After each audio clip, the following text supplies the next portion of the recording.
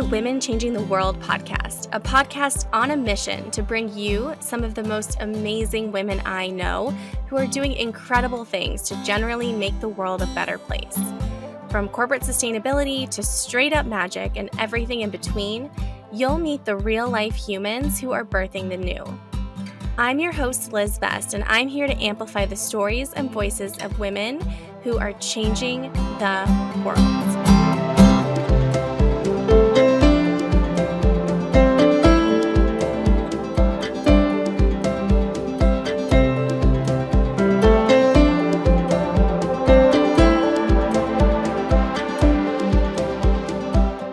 Today, I am so excited to be sitting down with Erin Halper.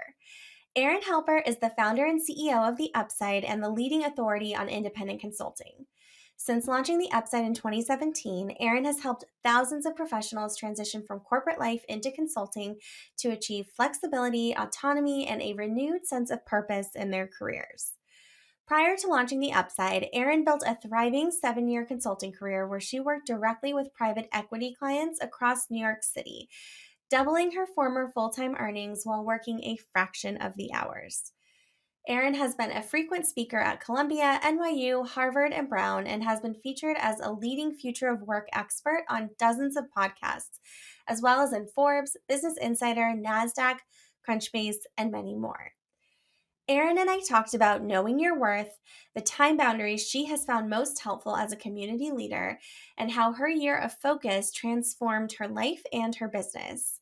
We also talked about the most common mistakes she sees early consultants make and what to look into before taking someone's advice. I just know you're going to enjoy my conversation as much as I did and can't wait to hear what you think.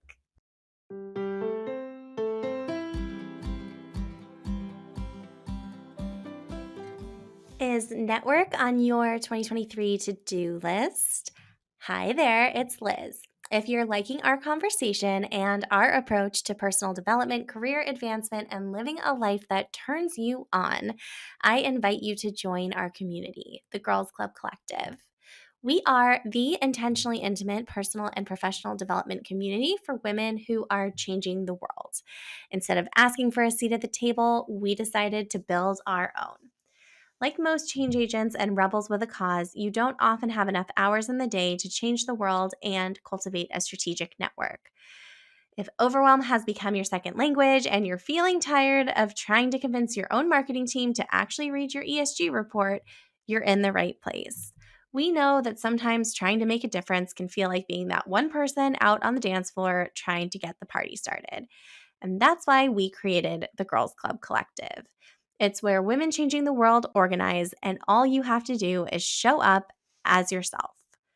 We are the anti-establishment version of the boys' club, reimagining ambition and leading the movement of meaningful work fueled by moxie, strategy, and a little bit of magic. That means you not only gain access to a community of people you need to know, you'll also take a look at how you can grow as a leader, what you really want, and why your dream of living by the beach and working for yourself isn't as crazy as it sometimes feels.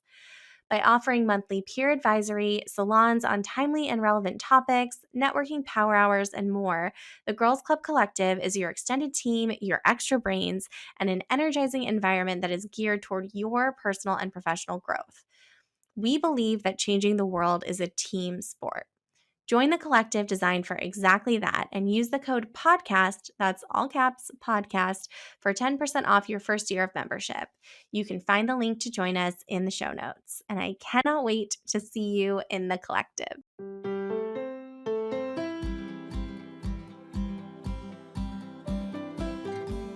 Hello, and welcome to another new episode of the Women Changing the World podcast. I'm so excited today to be joined by Erin Halper, who is the founder and CEO of The Upside. Erin, welcome to the podcast. Thank you so much for having me. I've been really excited about this conversation with you. Yay. Oh my gosh, it's so mutual. And I guess maybe to just get started, I feel like there's definitely plenty of listeners who are familiar with The Upside and the work that you do.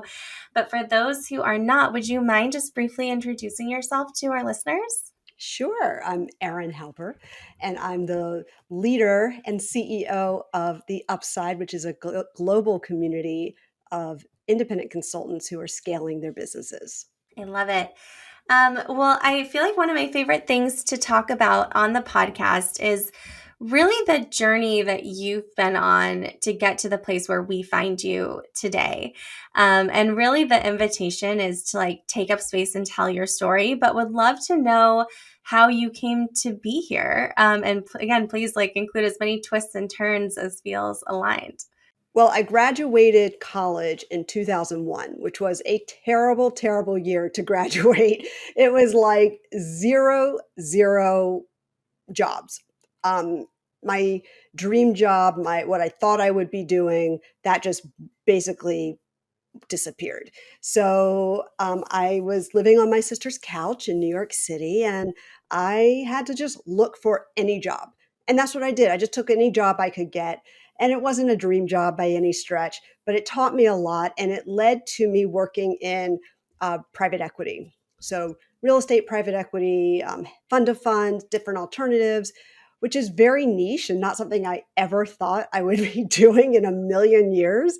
I thought I was going to work at like a big brand and have one of those big offices overlooking Central Park and be all fancy. And that just never happened because of the circumstances for when I graduated. Built a career in that space. And as you can imagine, it was very high pressure, a lot on the line, a lot of money at stake, made a lot of money. But once I decided to start my own family, I knew that I had to make a change. And so I decided to consult. About a year later, when I was pregnant with my first son, the doctor said, "You're having a boy, and there's something wrong with the baby." The good news is, I'll end the story with the happy ending first. He's totally fine. He's a thriving sixth grader with no health issues whatsoever, but it did not start out that way. I had already started my consultancy business. So I already had all the flexibility I needed to go in and out of all these constant appointments. He had multiple heart surgeries. We were living at the hospital for weeks at a time. And as I looked around that hospital wing, I saw a lot of kids whose parents weren't there. And I knew it was because they had to work or they had other children to take care of. And I thought to myself, how would I ever be doing this if I had a full-time job?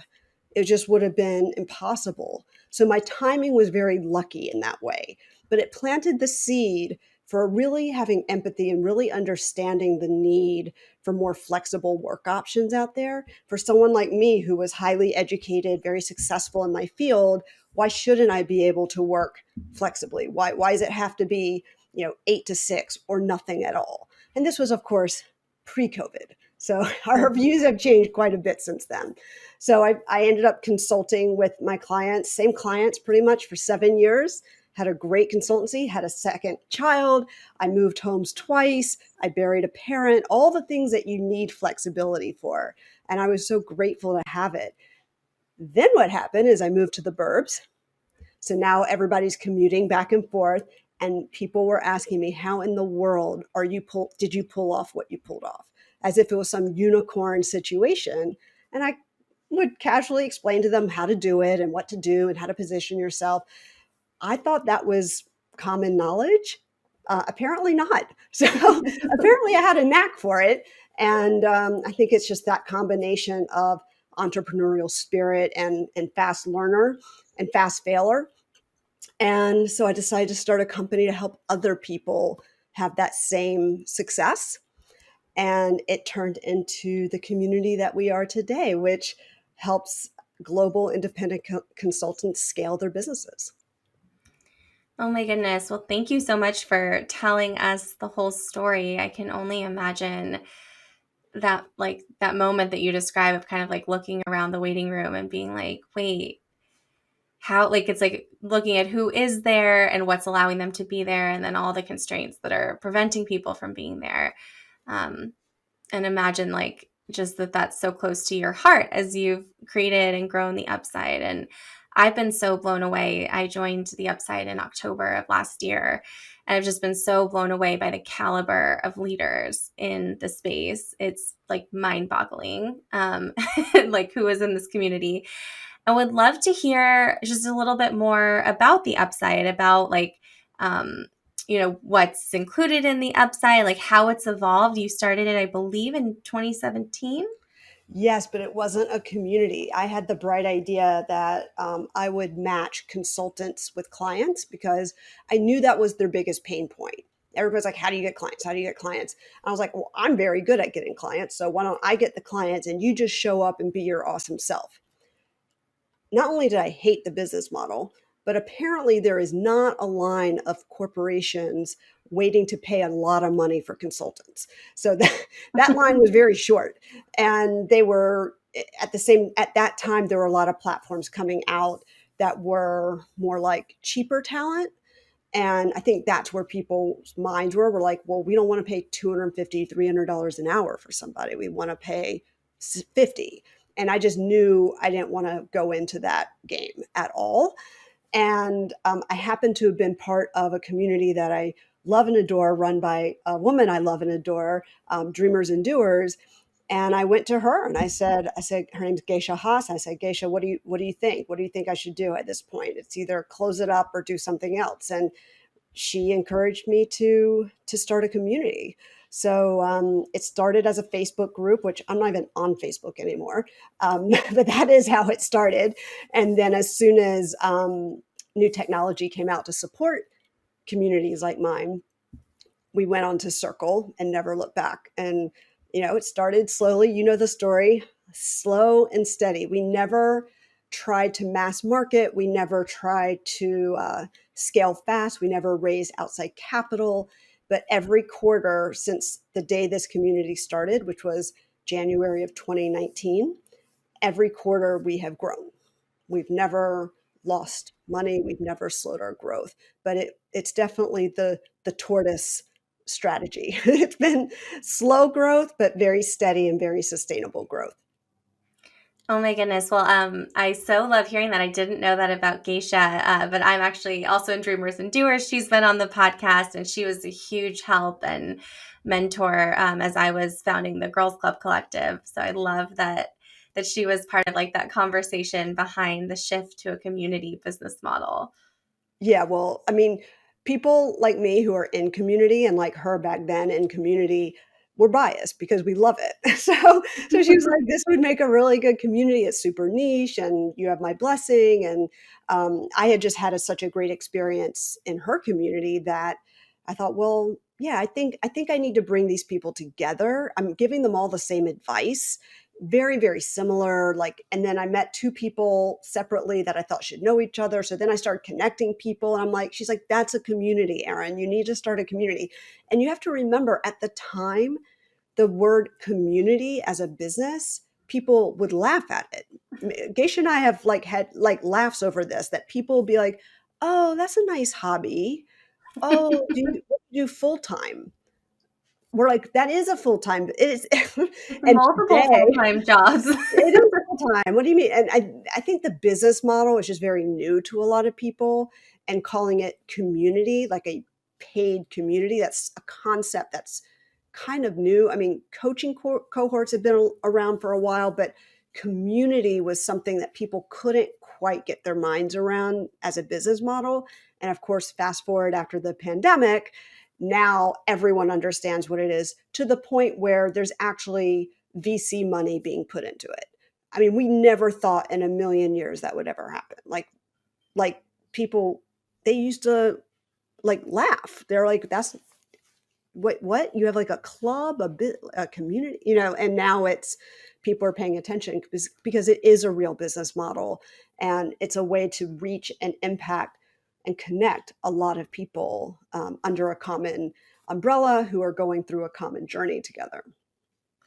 Totally. And I think it's like, especially in our, like, I don't even know if it's safe to call this like the post pandemic world, but whatever stage of the pandemic world we're in right now, I feel like over the past few years, we've all just really come to like recognize and appreciate the extent to which like community is so essential for so many of us and can be such a game changer on so many different fronts if you're looking to accomplish something or just like feel less alone. Or I mean, I could go on and on, but there's just, I think, such a new appreciation for why community now than I imagine there was when you were getting started.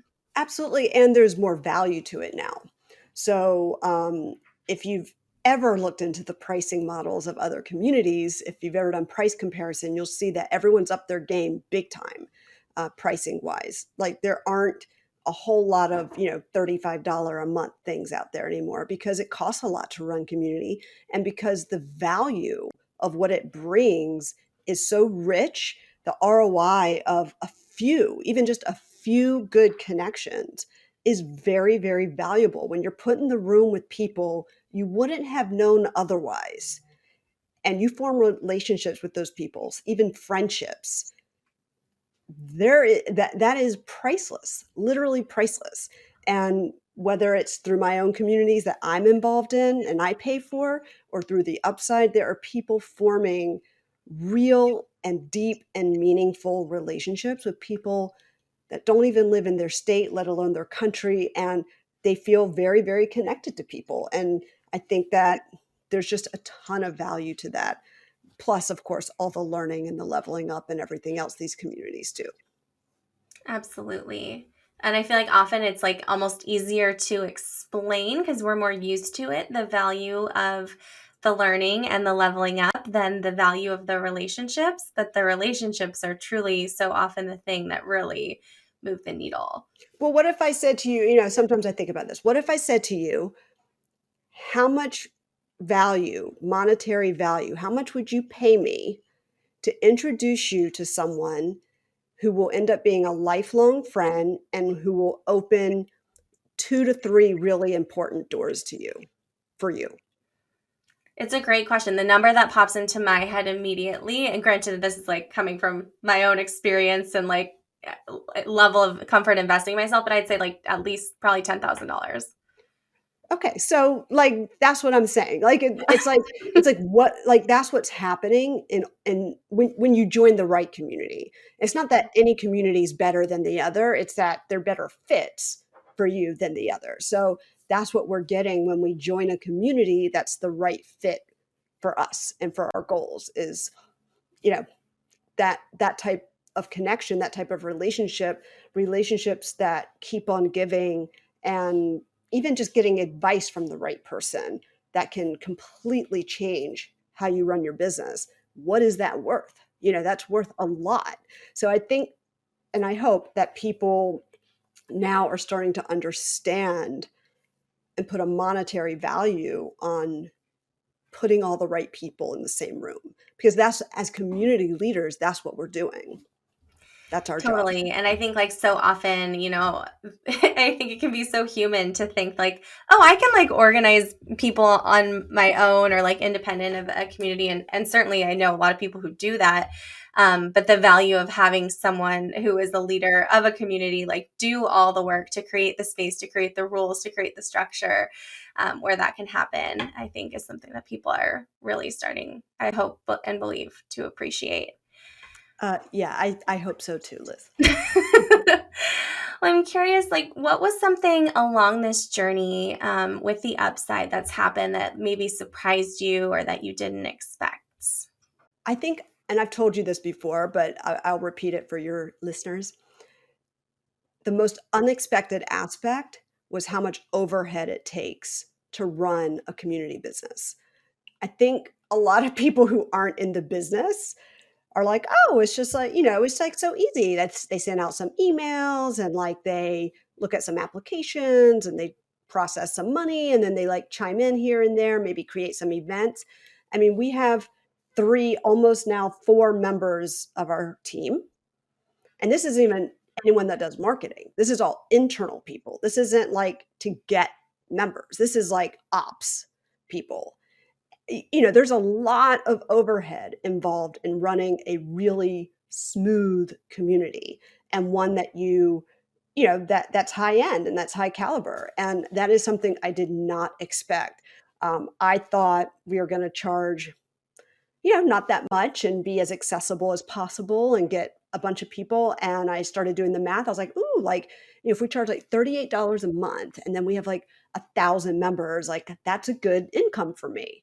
I didn't think that 30 of it would be going to overhead. So we raised the price a lot very quickly. And I know I've given you that advice, and I give anyone that advice who is building a community, make sure you understand how much it's going to cost to run because it outgrows you and you alone real, real fast. Absolutely. And I so appreciated getting that advice as I was like figuring out everything with the Girls Club Collective from you and Tatiana, who's also been on the podcast, and a few other people of like, you want people who join to appreciate the value of what they're joining like from the beginning. And also like you want to be able to like sustain this thing that you're pouring your heart and soul and all this like time and energy and like building a team around. And the reality is like that costs a lot more than I think we often think. Yes, and funny story. At one of our open houses, which we hold 4 times a year, and people can come and meet me and ask me questions about the community, and it's a really, really fun event. During the Q&A, one of the guests said to me, "Where does the fee go?" I said, "I'm sorry, what? What do you mean?" Well, like, okay, the fee that we pay to be in the upside, like, what is it going towards? I was like, "Okay." I was like, Do you wanna see, like, my P&L? Like, what is it that you're asking me? Like, do you think I'm just, like, pocketing that whole thing? And even if I did, why is that, like, a bad thing? So, I just realized that you have to charge a lot for the value and the overhead. And I talked about that. It's people in our community are upping their game by 6 figures and more every single year as a direct result of our community. We've calculated $30 million dollars in economic advancement that they wouldn't have had otherwise as a collective because of the upside, either through relationships, learning, referrals, and everything in between. And there's a price to that. It's not a price to get access to something exclusive. It's a price to join something where like minded people are in the same room, which is very valuable, where you're meeting really good people who understand your business and you're learning about things that are very specific to your business model.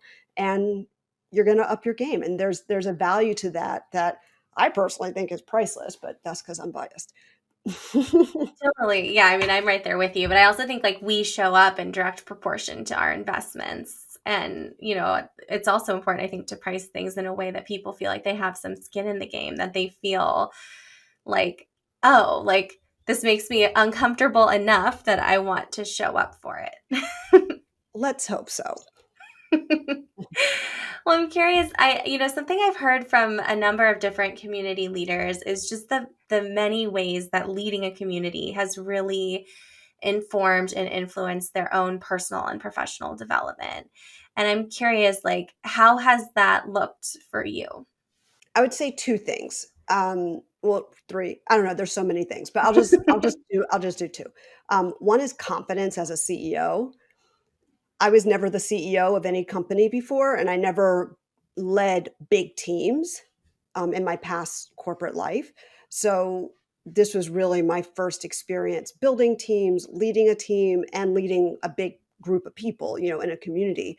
And I learned how to step into my power as a leader and as a CEO and make decisions with conviction instead of second guessing everything and not knowing what I was doing and kind of feeling like I didn't know what I was doing, to being like, product market fit stage is over. Like, we know who we are and we know who we aren't. I know who I am and I know who I'm not. And I'm comfortable with that and I'm confident in that. So I think that was a really big part of it. The other thing with community that anyone in community or leading a community would tell you or will learn is that you get a lot of feedback from your members because they want you to do well. They give you feedback because they want it to be the best it can be because it's their place too. It's like if you go to your favorite restaurant and you want to return, you might leave a review that's like, okay, they could improve on, the apps or whatever. you don't leave a Yelp review if you don't plan to go back to the restaurant, believe it or not, or if you don't want to. It's a little bit like that in community. People really want it to be the best it can be. And so you do get a lot of feedback. And I think I've really improved and learned how to filter out the noise and focus on what I know is good and what I know is true, and kind of just, you know, keep my focus and be a little less influenced or impacted by the voices of one or two louder people. You know, trusting the community as a whole and learning how to make decisions that are best for the whole community versus a few individuals. That is something definitely I have learned. Oh my goodness. Yeah, I can only imagine. I have not gotten into the feedback stage of the Girls Club Collective yet, but even just in the past 3 years of like the other micro communities within my business, I feel like learning how to receive advice has is a it's a journey. And how to take yourself out of it too, and like appreciate, like, you know, some of it is like great like advice to take, and some of it is coming from a place that's like not the place we want to take advice from, and learning how to filter all of that and not spiral when Not you're spiral. Yeah, receiving and it. I think also learning boundaries is so important. Um, Especially as a community leader, because you're constantly being asked for things outside of the parameters, and you have to have boundaries, because if you it's like children, if you let them do it once, then they all want to do it. And so you have to think every decision you make, it's about, well, if I do this once, can I do it 200 times? And if the answer is no, you have to put a boundary around it. I started putting a lot of boundaries towards my time, um, which is, of course, our most precious resource.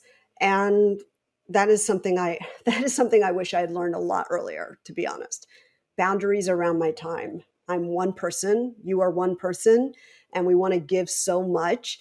And it's sort of like the oxygen mask situation. It's like I can't give if I'm like starving for air. So when I got to that point where I was kind of drowning, I I drew the line and I said, I've got to have more boundaries around my time, which, funny enough, gave me more time with members, which is what I wanted. So it doesn't make sense, I know, when I'm saying it like that, but it worked. Yeah, well, and I feel like I understand what you mean, and boundaries are something that we talk about a lot on this podcast, like a lot, a lot. And I'm curious, like, are there any specific boundaries, either around your time or other boundaries, that you have found most helpful in reclaiming that time to be able to pour it into what brings you the most joy or the most value or what moves the needle most for you? Yes. Well, this is probably some of this is going to sound quite unpopular, to be honest, but it's just the truth. I no longer do any kind of phone calls or meetings that are like get to know you.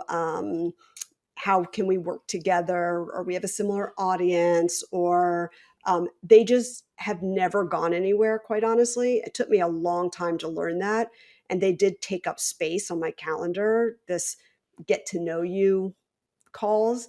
And it's unfortunate because I know there are people I'm probably missing out on, but I just literally nothing ever came to fruition from any of those phone calls. So I just decided that was one boundary. Another boundary is I do not give free advice, period. If you want advice, join the upside, and then you have access to me at office hours, or you can pay for an hour of my time, and I feel very strongly about that. We have members paying a lot of money to tap into my brain and the membership thought leadership. And so that's another boundary. And then I also have boundaries around who can contact me about what. We have a staff of almost four people now. I say almost four, we're hiring somebody. So we have a staff of almost four plus me. There are other people to contact for customer service and anything a member needs. So I really put boundaries around what I'll respond to and then what I'll forward to our team to respond to, because quite honestly, I can't respond to all of that stuff. And so I have to put boundaries around. It's all about time. It's really about time. I mean, I put boundaries around prices too. Like we've never discounted our membership for anyone for any reason. I just feel really strongly that we're undercharging for the value we bring, and I I think it's a steal for what people get. And I believe that if your business isn't in a place where you can afford the fee, it's probably not the right fit right now anyway. I Hmm. mean, you're in it, so you probably see what I mean. But I mean, if when everyone's so successful or so ambitious and driven, it can feel not awesome if you're struggling to be around those people. So I think you have to be at a certain place where you can afford the $2,000 or $3,000 a year it costs to be a member. Totally. Because otherwise, I could see how it could just be, yeah, overwhelming.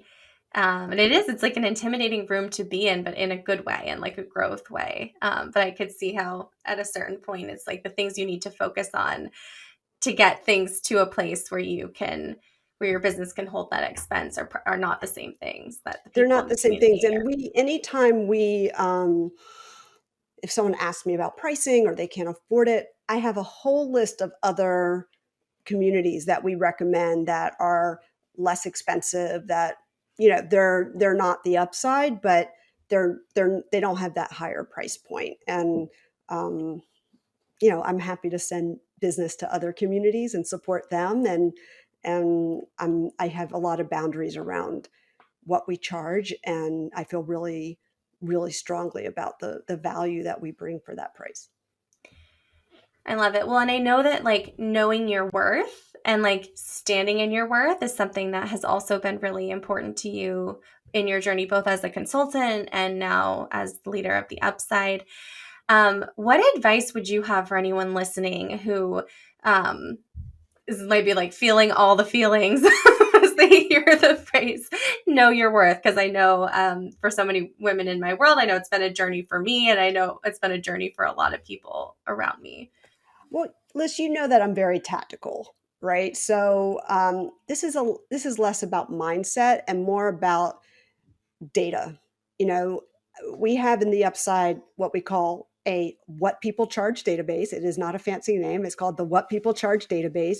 It's got thousands of data points from our members, on all anonymous, on what they've charged for all different types of projects and retainers with different types of clients in different industries and different business stages. And when you have that kind of data, and you can see what other people are charging for the same services in the same sector, there is no quicker way to know your worth than seeing how that other people are getting yeses for that. I mean, it's mind blowing. It's mind blowing. And I know you've seen that too. And you have your own community business. I would bet $1 million that you didn't just price your community without doing research first and seeing what others were charging. I mean, I bet you looked at probably dozens of communities and saw what others were charging, and I bet it was, you ended up charging more than maybe you originally would have if you didn't know what others were charging. And it's really understanding the intangible value that you bring to the table, your pedigree, all the years of experience and knowledge that you bring to the table, your personality, the ease of working with you, getting access to you. That all has so much value. And for anyone who's a consultant who's listening to this and going in to pitch different clients, something that takes you 5 seconds can still be $1 million idea. And I think we undervalue that all the time. We still attach value to time, and it should be value impact, value Mhm. ROI. What ROI does that idea give you, or that contact that I connected you to when you hired me? What value does that have for you? What did it lead to? It's a harder thing to explain, but it's super, super important for knowing your worth. It's not just, I spent 30 hours on this project. That's not, that doesn't tell us anything, because you can spend, I was very efficient when I was a consultant. Like I mean, I could do that stuff in my sleep. Like I was just really, really fast.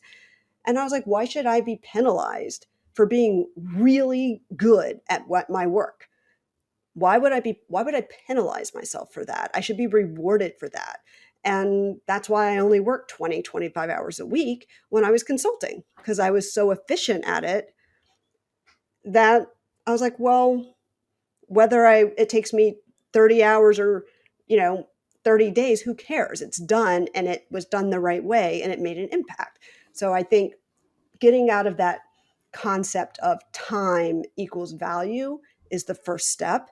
And then doing your research with the right crowd. So that's another thing I see people do. That's a big mistake. They follow people, listen to people who they don't know for sure with 100% certainty are successful. I Hmm. see it all the time. I see it even with members. They'll show me somebody on LinkedIn. Oh, I want to do it this way. This person's very successful. How do you know they're successful? Well, they post all the time on LinkedIn. Da, da, da. You have no idea if those people are successful. Make sure you're collecting your pricing data and your strategy data from people that you know are really successful. That's another that's another piece of advice for knowing your worth. Totally. Well, yeah, I feel like the two things that brought up for me are one, I think also if you are doing like, I know that there's like many schools of thought on like whether to do like to ask about price and like interviewing dream clients, but I think also related to like making sure the people are successful, making sure if you do ask anyone for input on pricing that it's like the exact person that you would want to say yes to this, and not just like Joe on the street for input on pricing.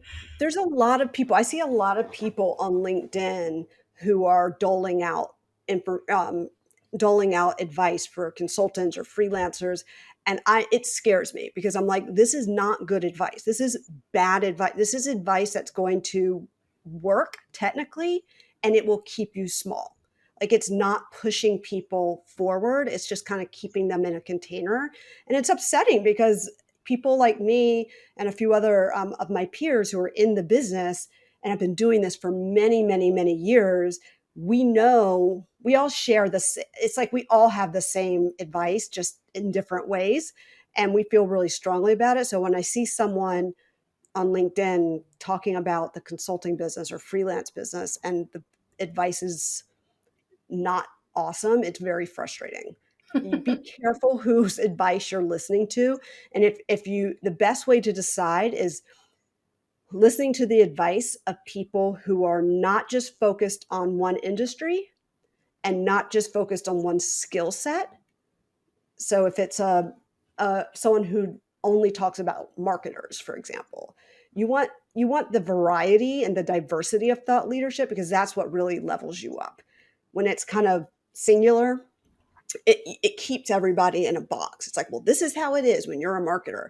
But the marketers, for example, in the upside have learned how to think differently from the fractional CFOs and from the COOs and, from the tech people. Like everyone learns from the others, and it levels up their game big time.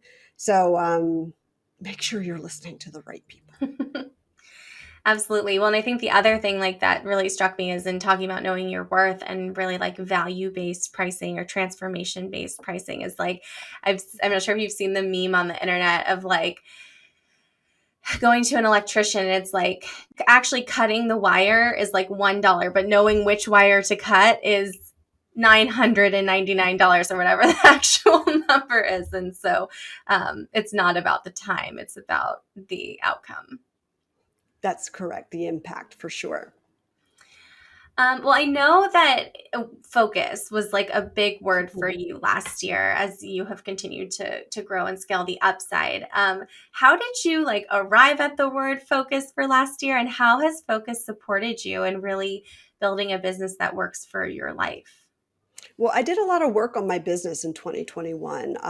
I was frazzled after a couple of years of the pandemic. I was, you know, on a hamster wheel, swimming, without any shore to swim to. It just was, I'd kind of gotten to the point where I knew I needed to take a step back and get off the hamster wheel and reevaluate how I was doing things, because I knew something had to change because I wasn't satisfied. The community was growing and it was doing well, but I, for myself, needed something to shift. I hadn't stepped into that CEO role yet. I still was looking at myself as a founder, and it was time to move from founder to CEO. And I never really thought of it that way until I did the work. And I made an investment, and it was a big investment. Made an investment in a strategy team. It was do or die type of investment. It was like, this is it, Hail Mary, like this needs to work. And it was a team I trusted. I knew them for years already. And so I felt 100% certain that they would be the ones to take us to the next level. And after 6 months of doing all of that hard work, part of what they came up with was the need to focus. That really came from our strategy team. First of all, I didn't have enough boundaries in place for outsiders looking for my time outside of the upside, wanting my time. And most importantly, I was spreading myself way too thin on lead gen.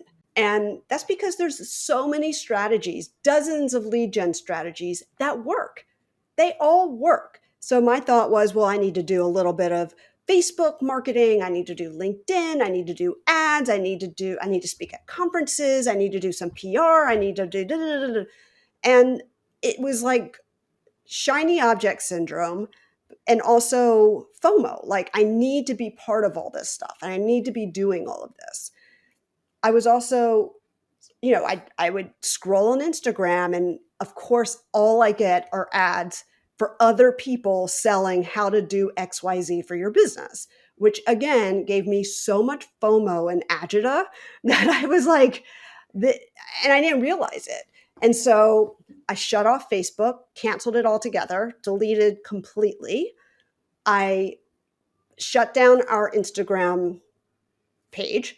I just put it, I mean, it's still there, but it's not alive. Like, we don't post on it. It's just a brochure at this point.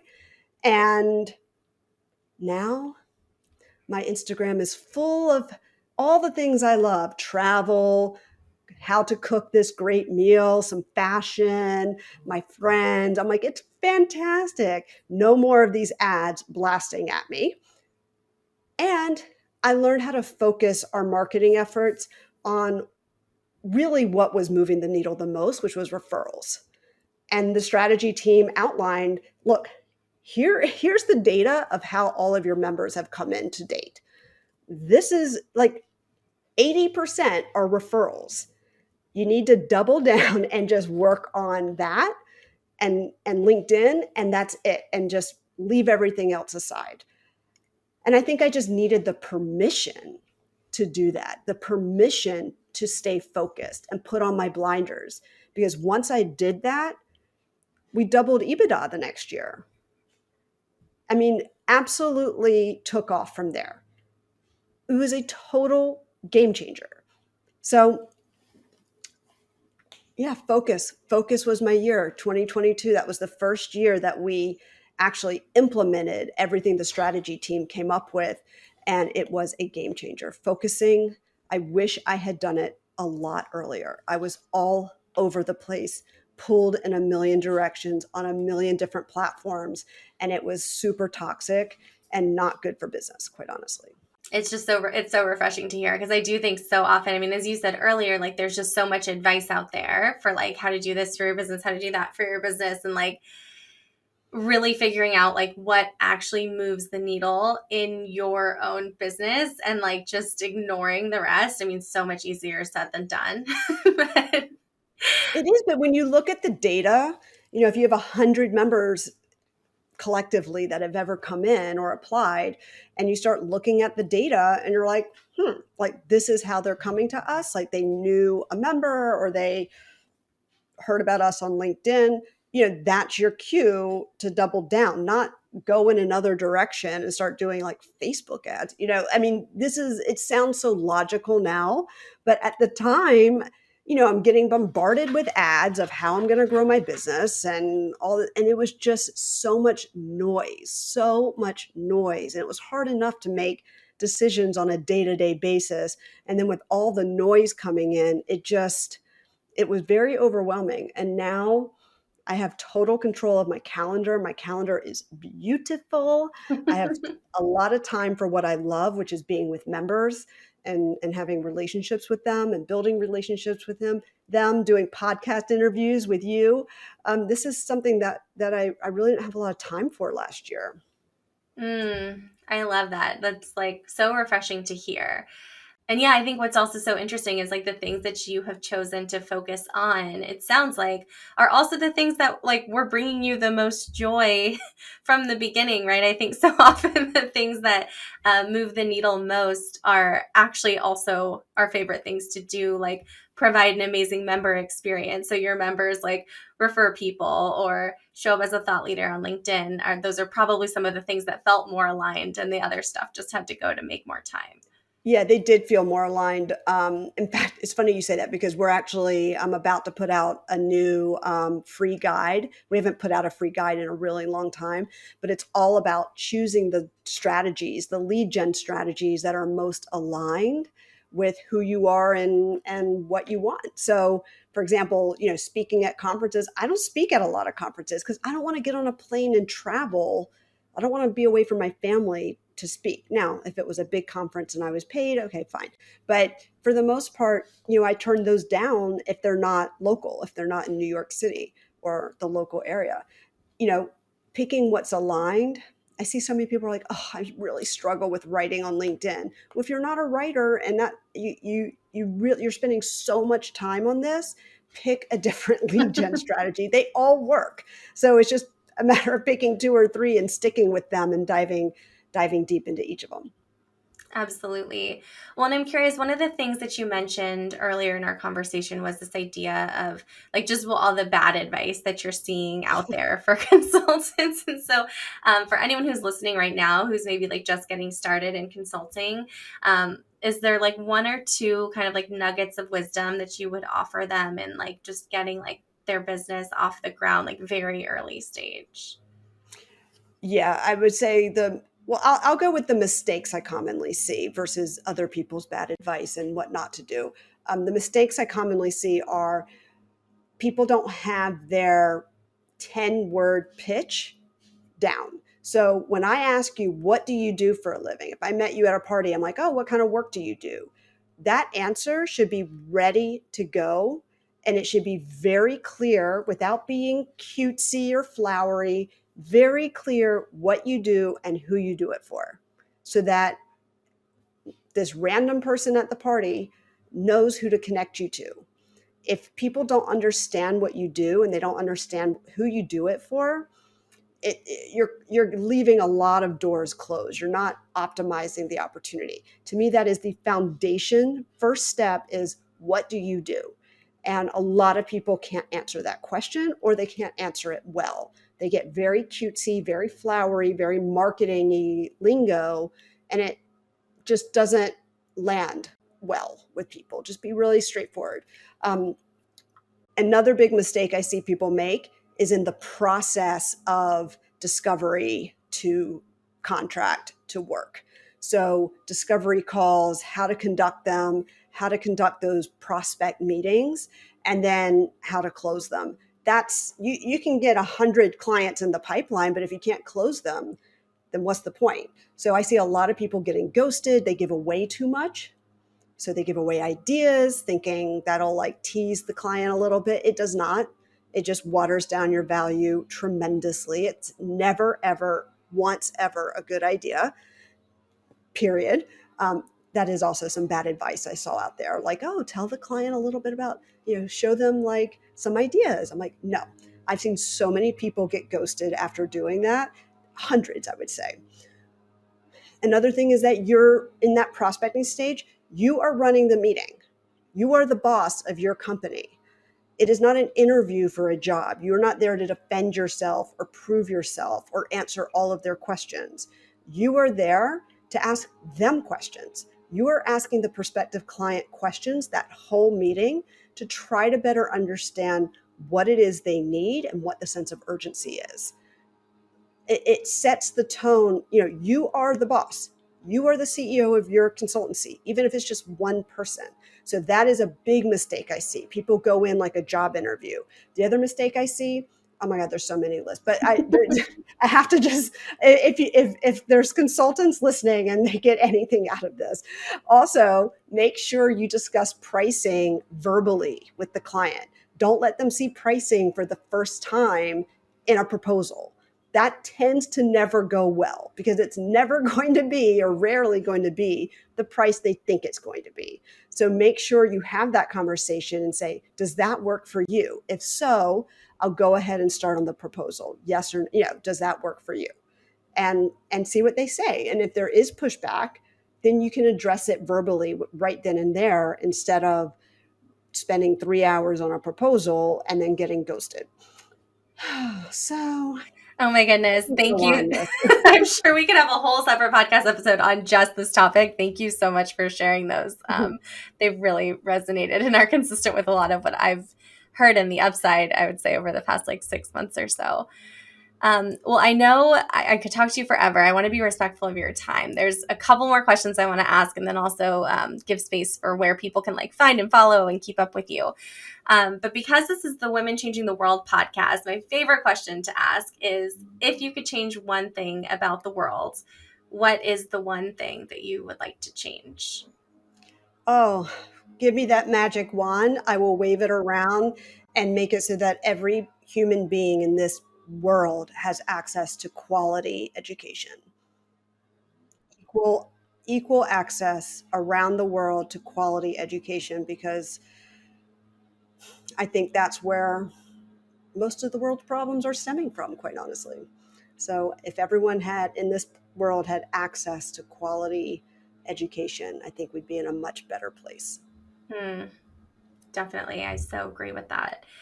Well, and the other question that's sort of a standard question here is, as someone who is a big fan of the inspirational Post-it note and surrounded by quite a few at the moment, I have dreams that one day we'll like print a deck of all the like inspirational reminders from our guests.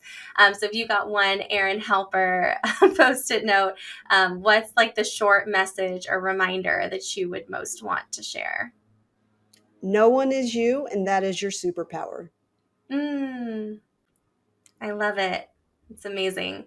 Well, this has been so much fun. Again, I could talk to you for hours, but want to let you go. But before we do, what's the best way for people to like keep up with you, to learn more about the upside? Like, where can people get more of like both your magic and the magic of the upside?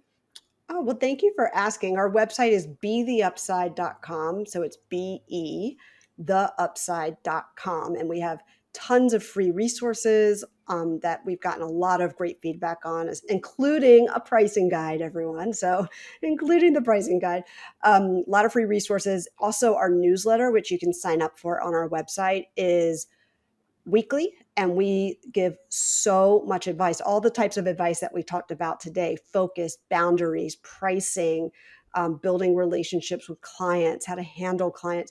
All of that comes in through our weekly newsletter. So if you're on that, you'll receive that. And anytime we drop a new free guide, which is once every 6 or 12 months, you'll have first access to that as well. Also, I like connecting with people on LinkedIn. So if you want to connect with me on LinkedIn, I'm one of the only Erin Halpers. So connect with me on LinkedIn and tell me that you found me through this podcast, and I'll connect with you. Get to Oh, know I each other. love it. Well, and I also will just put in a plug. One, I have shared the pricing guide with so many people. I found it so helpful. And also, I think that there's a freebie that's like how to supercharge your bio, which also I have recommended to so many people, both people who are consultants and people who aren't, who just need a bio update. It's a really great resource. So really encourage you to check both of those out. Yeah, and the bio resource, as you know, it's not just about the bio. It's how you think about yourself, how you think about the value that you bring. There's a nuance, and there's a underlying mindset shift that happens when you rewrite your bio in the right way. and you look down at it, you go, wow, that's me. Okay, I never spoke about myself that way. And that is all true. I just never thought to say it that way. And wow, I sound pretty awesome. Like I sound like a rock star because you are a rock star. So definitely rewrite that bio. You're welcome. Everybody here, welcome to download that guide. It's for free. It's awesome. And I want everyone to talk about themselves and see themselves as the rock stars that they are. Oh my gosh, I love it. Well, thank you so much for making time this morning, Erin. This has been such a pleasure. Thanks so much for having me. I appreciate it. And I'm flattered. Thank you. Thank you so much for tuning into this episode of the Women Changing the World podcast. Please rate and review the Women Changing the World podcast on Spotify, Apple Podcasts, or Google Podcasts, and don't forget to subscribe for future episodes. You can find me on Instagram. My handle is liz.best, that's lis.best, or you can find me on LinkedIn by searching my name, Liz Best.